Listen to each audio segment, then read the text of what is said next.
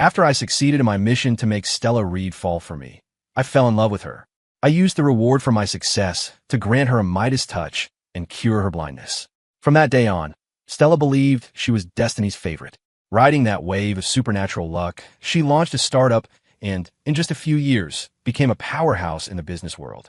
But tonight, at her own birthday party, she publicly confessed her love for a young socialite for one of New York's wealthiest families. When someone asked about me, her response was a sneer. Why would I ever be with a washed-up old man like him?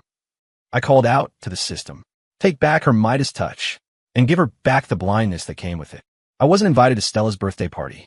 I only found out about it from a photo a mutual friend posted on her Instagram feed. In the picture, she looked radiant and powerful, a sharp, cocky young man half embracing her. I recognized him, Caleb Thorne, the black sheep of the Thorne family dynasty.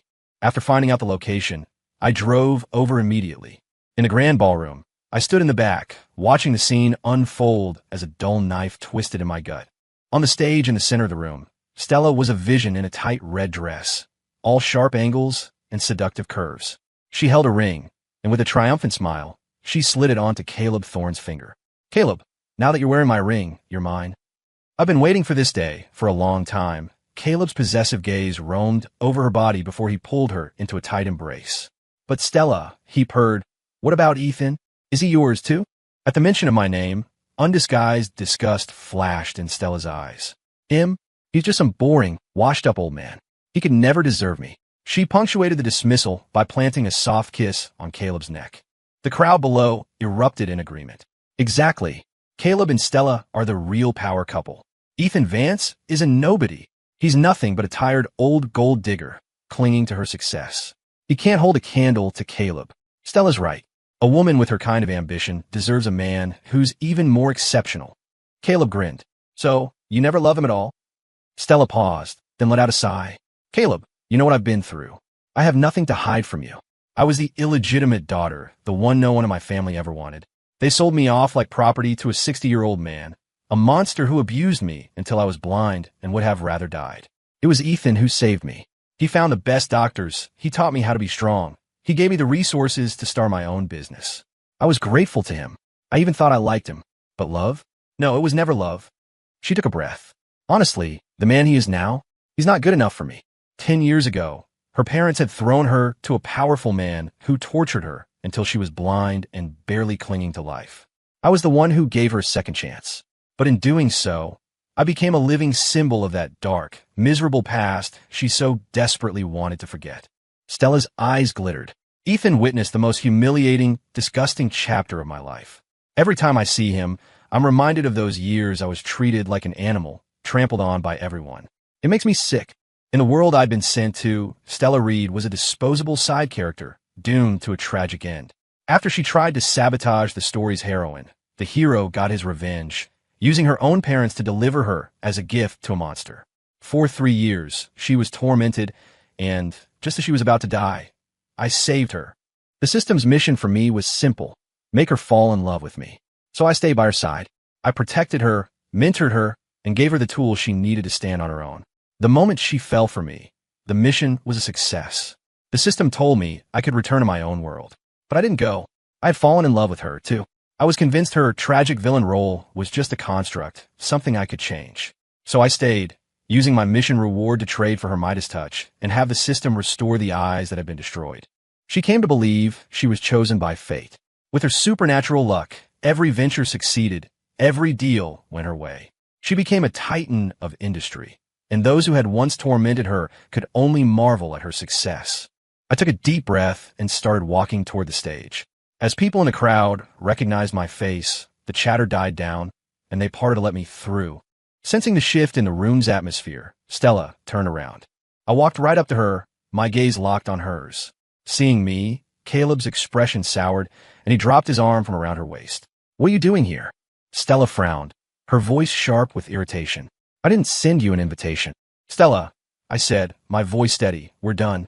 Her frown softened slightly. You saw then? Fine. She crossed her arms.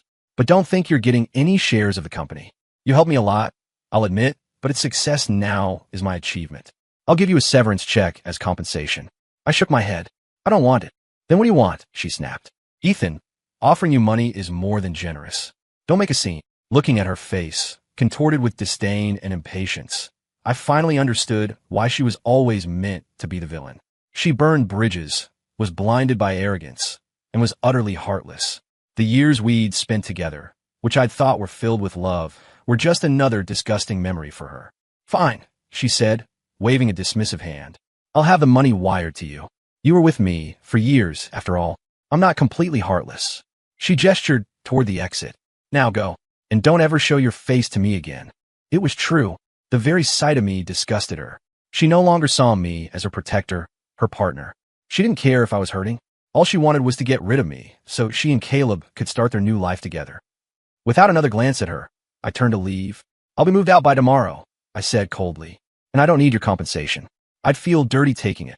As I walked away, I heard her assistant whisper, Stella, maybe you should talk to him. We still need him for the company. But Stella was brimming with confidence. There's nothing to talk about, she scoffed. Even after we break up, he won't be able to leave me. He'd never abandon the company, don't worry. I'm done begging him for help.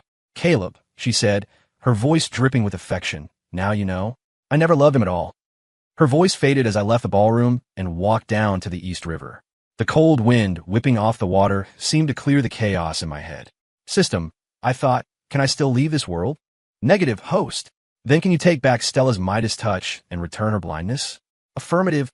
I can't pinpoint the exact moment Stella began to change. When I first met her, she was a wreck, a tiny, broken thing covered in wounds, her bleeding eyes filled with the hopeless despair of an abandoned animal. When I carried her out of that dark basement, she was already blind. She clung to my arm in terror, her first words to me a desperate plea. Please save me. Pity moved me. I hired the best specialist to treat her, but the results were minimal. She could only perceive faint shifts in light. I taught her how to survive, how to fight back. I stood by her as she made every single person who had hurt her in that basement pay. The day she finally fell in love with me, the system declared the mission a success and gave me the option to leave. But I didn't. Her sight was nearly gone, and her company was just getting started. So many people wanted to see her fail, throwing obstacles in her path at every turn. But she refused to bow, her stubbornness heartbreaking. I used my mission reward to give her new eyes and that supernatural luck. Her vision returned, and the Midas touch was hers. Every project she wanted, she got. Every person she met became an asset, a stepping stone. She never failed again. She became proud, radiant, a force to be reckoned with. And slowly, it seemed, she no longer needed me. The tabloids started running stories, linking her with the heirs of various prominent families. When I asked her about it, she would brush me off impatiently. It's just business, Ethan. It's all for show. Don't be so dramatic. After that, the love in her eyes when she looked at me vanished completely. Host, the exchange is complete. Stella Reed has lost the Midas touch. In 10 days, her blindness will return. I stood in our penthouse apartment, lost in thought. It was a massive space, over 5,000 square feet, but my belongings were few. So few, in fact, they all fit into a single suitcase. As I was about to leave with my luggage, my phone rang. It was Chris, my right-hand man. Ethan, they snatched the Seaport development deal. The company has poured so much into this project.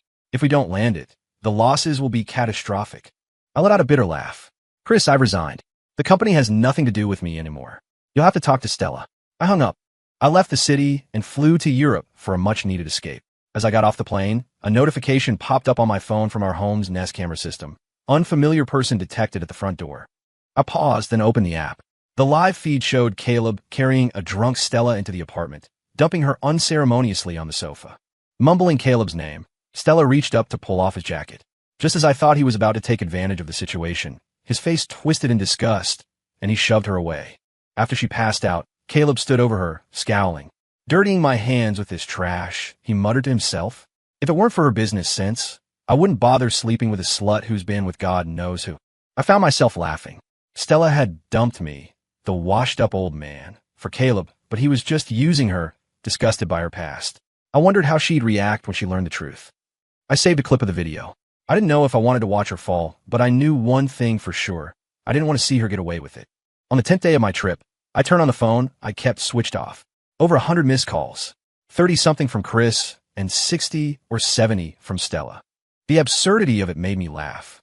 I was about to turn it off again when a call came through. It was Chris. I hesitated, then answered. Ethan, you finally picked up. Chris's voice was frantic. Where have you been? Something's happened to Stella.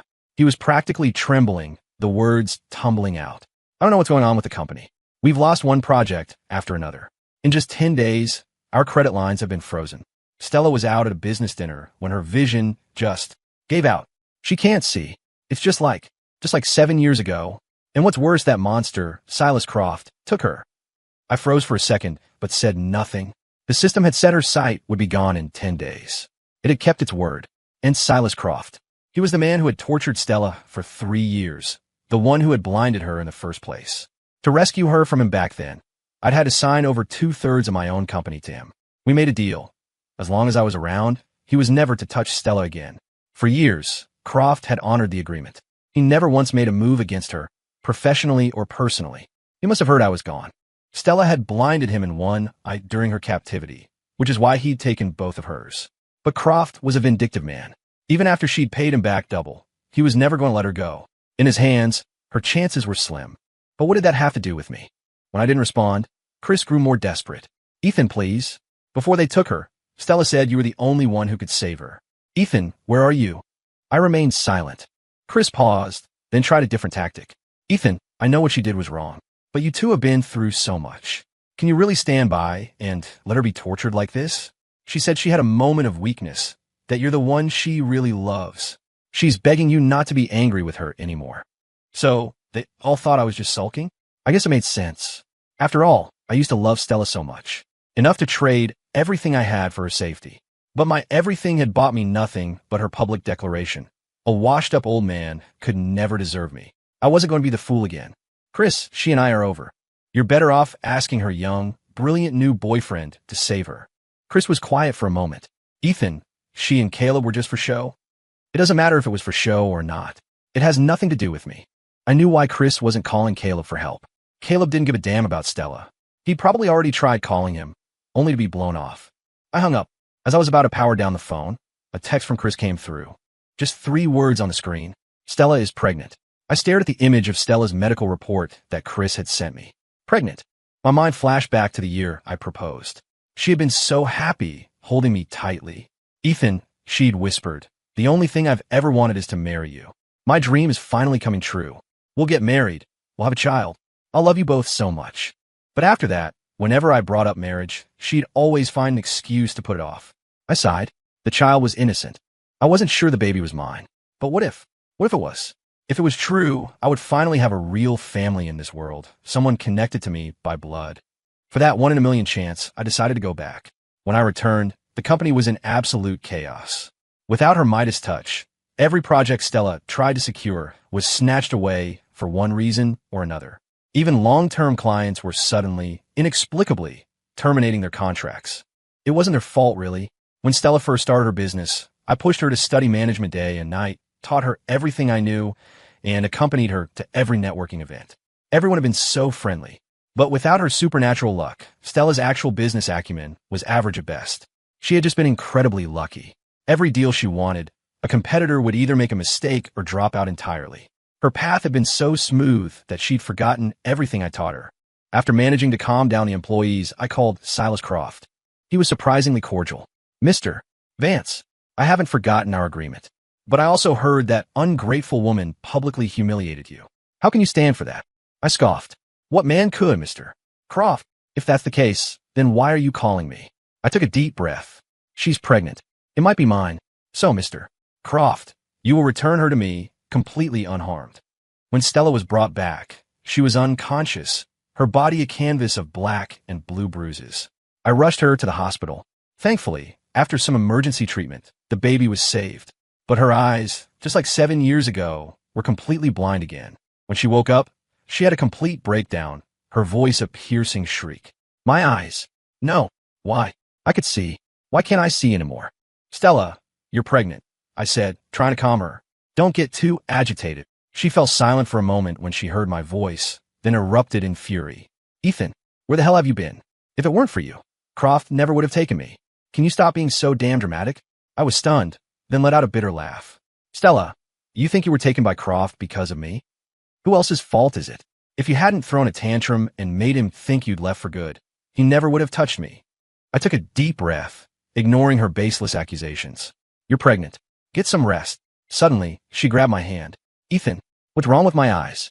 Is it a relapse? You have to find that doctor for me. She was panicking. I can't go back to the darkness. I'm scared. I'm scared of the dark. I can't be blind. If I'm blind, I'm finished. It was true. After seeing the world for so many years, how could anyone be willing to return to eternal night? Except there was no doctor. Besides the system, no one in this world could heal her eyes. I looked at her terrified expression and said flatly, Stella, no one is unlucky forever, but no one is lucky forever either. So whether it's good fortune or bad, you have to accept it. This is the fate you chose. With that, I left the room. 3 days later, when I came to pick her up from the hospital, her attitude had done a complete 180.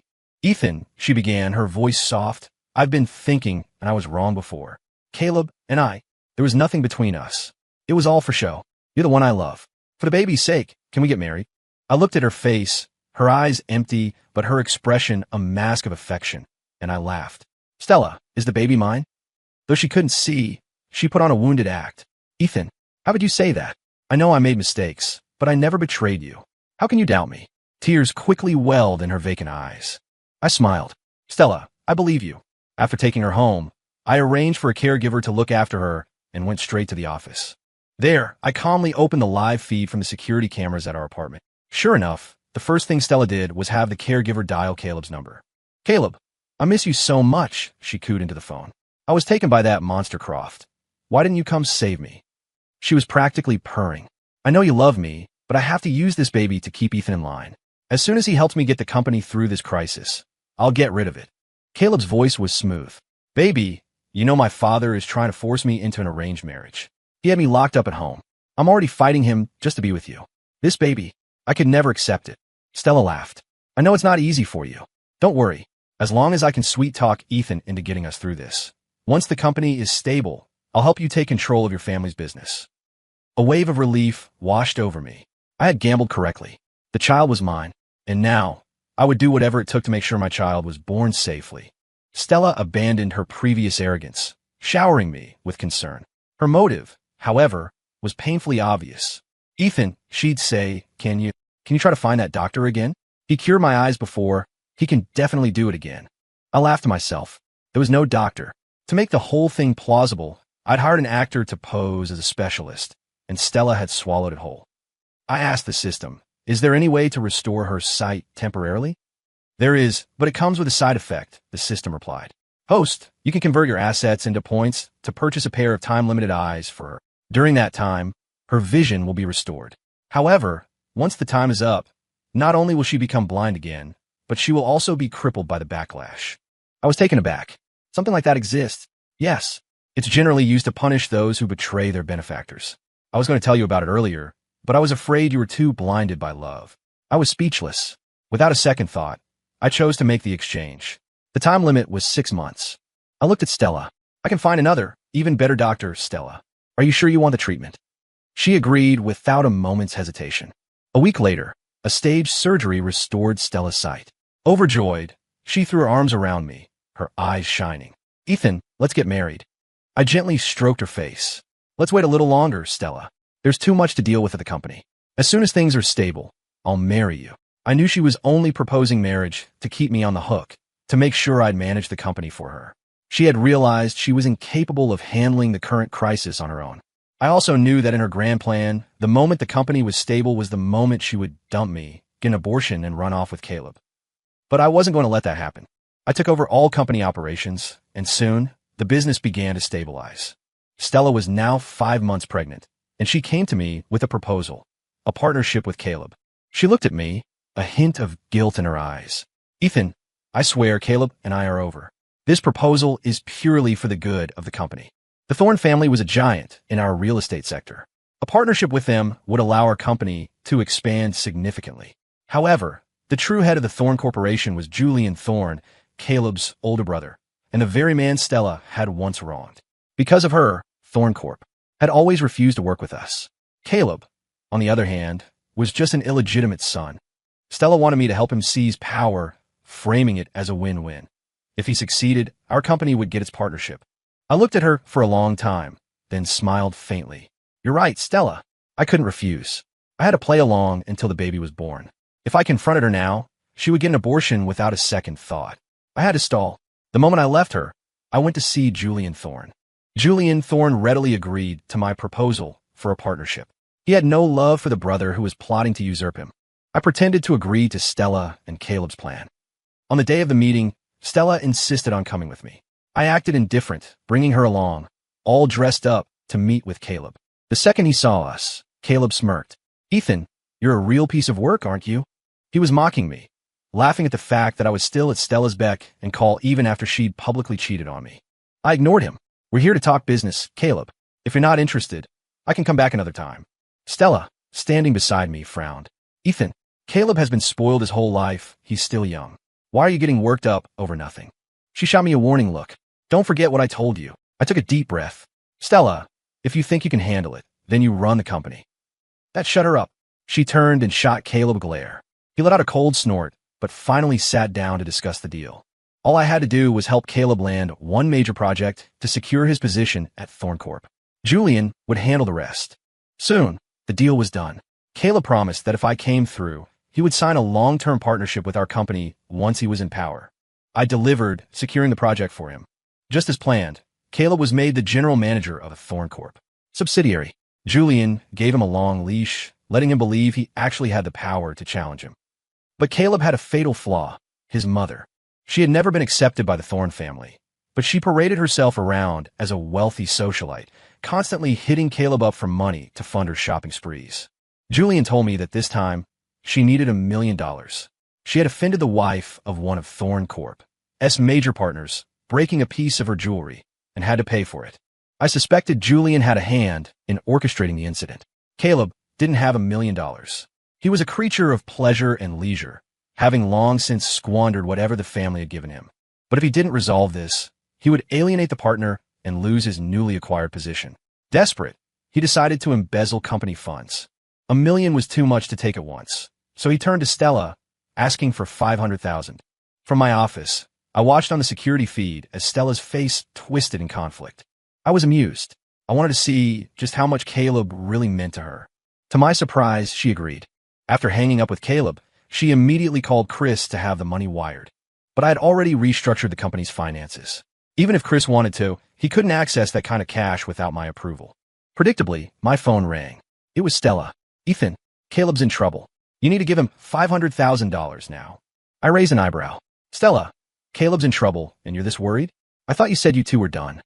She panicked. I'm thinking about the company. He's our partner. If he goes down, we get nothing."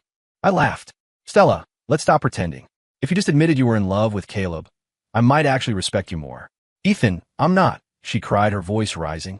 "I told you, we're just friends. I made a mistake with him in the past, but it's over. Why do you keep bringing it up?" She was losing her patience. "So what if I cheated? Can you even compare yourself to him? Back then, you were nothing next to Caleb. Of course I fell for him. Who would want a man who smells like a senior citizen? I'm willing to have your child. Why can't you just let the past go?" I was almost impressed by her shamelessness and disgusted with the man I'd been forever loving her. When I didn't answer, she played her final card. "Ethan, I know you care about this child. If you don't give Caleb the $500,000, I'm going straight to the hospital to get an abortion." I was silent for a moment. "Fine," I said. "I'll do it." This was all part of our plan. Still, hearing her use our child to threaten me for Caleb's sake sent a sharp pang of pain through my chest. But it was just a reflex, a physiological reaction to someone I had once loved with everything I had. It wasn't a feeling anymore. Stella was over 8 months pregnant. I promised her that as long as the child was born safely, I would give Caleb the money, no strings attached. She agreed, and long before her due date, she was impatiently demanding a C-section. To her, the baby's well-being was irrelevant. She didn't love me, so she could never love this child. Fine by me. The sooner the baby was born, the sooner this would all be over. I managed to delay the C-section until she was over 9 months along, but Stella's patience had reached its limit. Caleb was pressuring her, and she couldn't wait any longer. As it happened, the time limit on her temporary eyes was also about to expire. The day of the scheduled C-section was the second to last day she would ever see the world. The baby was healthy, a little girl. I named her Summer, hoping her life would be full of warmth and peace. But since her birth, Stella hadn't glanced at her once. The first thing she did after waking up was ask me, "Did you send the money to Caleb?"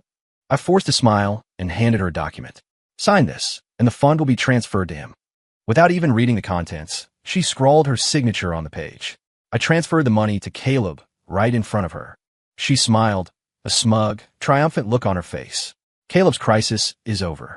He'll definitely secure his position as general manager now. She looked at me, her eyes gleaming with condescension.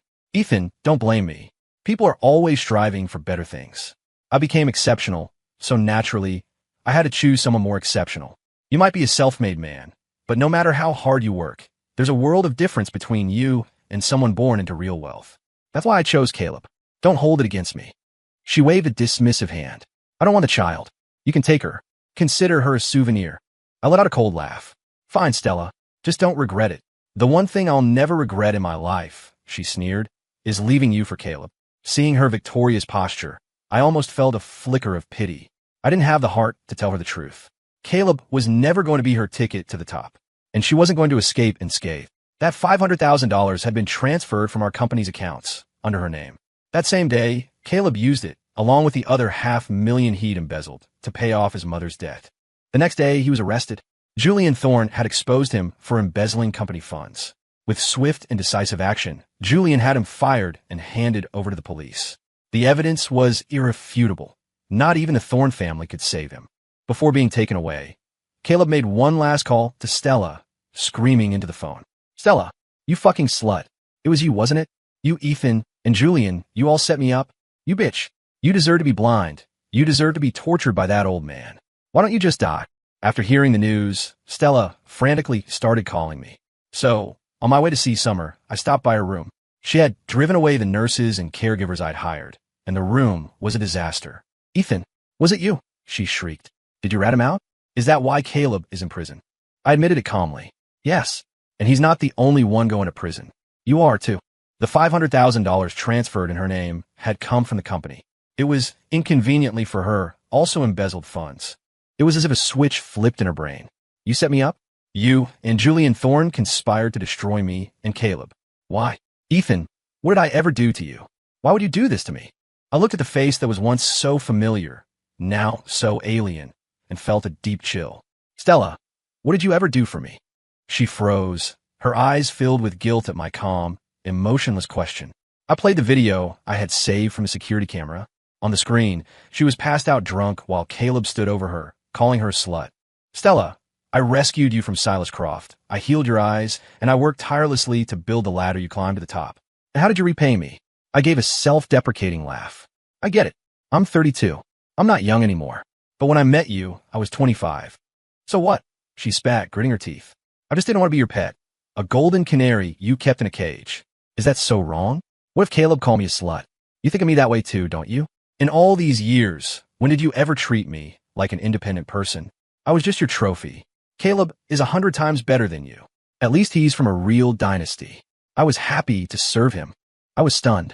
Looking at her hateful expression, I finally understood. All these years, all my efforts to pave her path and help her achieve her dreams. This is how she saw it. No wonder. Countdown initiated. 5, 4. I looked at Stella, my voice perfectly calm. In that case, it's time for you to give it all back. 1. Hey, aha, she screamed. What's happening? My eyes, they hurt. Why? Why can't I see? Trickles of blood began to seep from the corners of her eyes, just as they had when I first pulled her from that basement. In the next second, Stella, who had been standing, suddenly collapsed to the floor. It was the side effect of the temporary cure. Her legs were now useless. No, my legs. Why can't I feel my legs? She shrieked. Ethan, Ethan, where are you? Where are you? She clawed frantically at the floor, trying to pull herself up. It was hopeless. She couldn't stand. Watching her struggle in agony, I felt a surprising sense of satisfaction. Stella, I told you. You have to accept both the good fortune and the bad. This is the price you pay for your betrayal. Tears of blood streamed down her face. Ethan, she stammered incoherently. I was wrong. Help me, please. Just help me one more time. The searing pain in her eyes and the dead weight of her legs made her realize the horrifying truth. This time, it was permanent. Ethan, I was wrong. I love you. I've only ever loved you. I never loved Caleb, you know that. You're the one I love, she wailed. I even gave you a child. Our child. For Summer's sake, please just find that doctor who can heal my eyes. I knelt, wiping a tear from the corner of her eye. You're right, Stella. For Summer's sake, I won't let you go to prison. Her having a criminal record would complicate Summer's future college applications, background checks. Yes, I had to keep Stella out of jail. But that's it, I said softly. That's all the help you're getting. I took care of the embezzlement charges, squaring my debt to Stella for giving me Summer. I gave her a substantial amount of money and hired a full-time caregiver for her. Then, I made a public announcement. From that day forward, Stella Reed and I had no relationship whatsoever.